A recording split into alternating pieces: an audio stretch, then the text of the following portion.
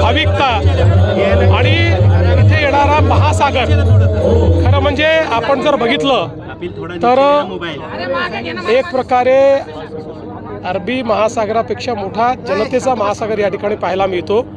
आणि म्हणूनच मला अतिशय आनंद वाटला या ठिकाणी जेव्हा मी आलो.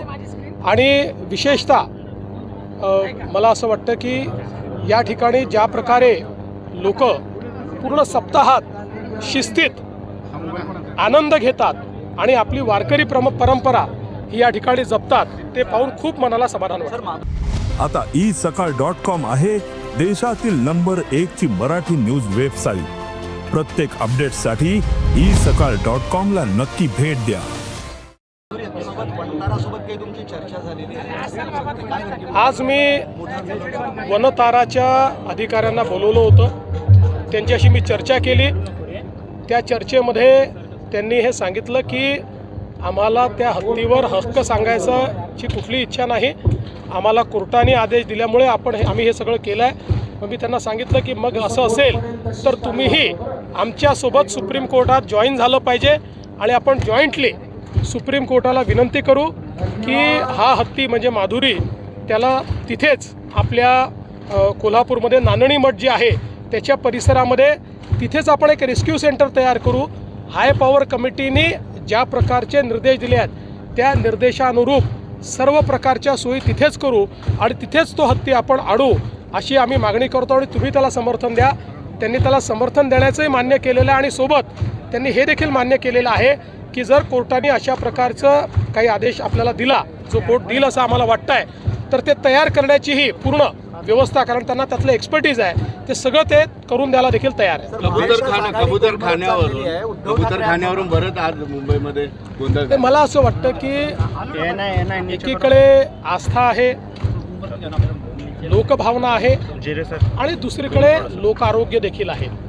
या दोघांची सांगड आपल्याला घालावी लागेल. त्यामुळे लोकभावना आणि धार्मिक भावना ही जपण्याच्या दृष्टीनं आपल्याला काय करता येईल आणि त्यातनं कुठे आरोग्याला धोका होणार नाही अशा प्रकारचा मार्ग काढण्याचा प्रयत्न आम्ही करतो आहोत.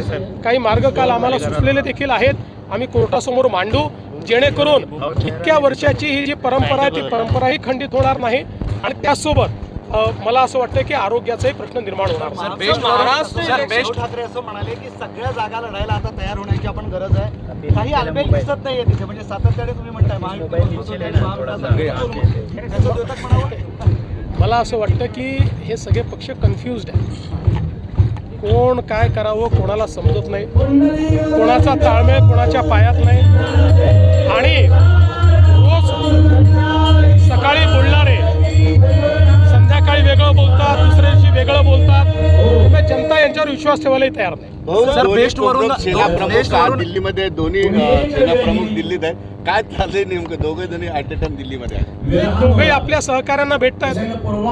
आमचे शिंदे साहेब PM साहेबांना भेटत आहेत आणि उद्धवजी त्यांचे सहकारी राहुल गांधी यांना भेटतात. सर, बेस्ट वरून तुम्ही एक निर्णय काढला आहे आणि एकनाथ शिंदे असं कळतंय, म्हणजे बेस्ट वरून जे 2 निर्णय काढले, तर तुमच्यात आणि शिंदेमध्ये पुन्हा कुठले 2 निर्णय झाले? बेस्ट बद्दलचे 2 वेगळे. बेस्ट बद्दल मी निर्णयच घेत नाही. बेस्ट बद्दलचे निर्णय हे महानगरपालिका प्रशासन घेते, माझ्याकडे येते नाही. मुख्यमंत्रीजी, अध्यात्माची शक्ती पुन्हा पुन्हा घेऊन येते का तुम्हाला? मुख्यमंत्रीजी, अध्यात्माची शक्ती आमच्या पाठीशी आहेच. भारतीय परंपरेमध्ये कर्तव्य आणि अध्यात्म हे एकत्रित चालतात. मुख्यमंत्री जी, आपने कहा कि महाराष्ट्र के चुनाव में वोट जिहाद की कोशिश की गई, सभी लोग इकट्ठा हो गए, वैसे ही एक जमावड़ा आप दिल्ली में देखने को मिल रहा है. बिहार इलेक्शन की अब की तैयारी है. देखिए, मैं आपको एक बात कहना चाहता हूँ. महाराष्ट्र में एक प्रयोग किया था, उसमें आंशिक सफलता उनको लोकसभा में मिली थी, लेकिन बाद में लोगों के भी ध्यान में आया और लोगों ने इसको नकार दिया है. और प्रधानमंत्री जी ने जो एक है तो सेफ है की घोषणा दी थी, उस पर पूरा समाज साथ में.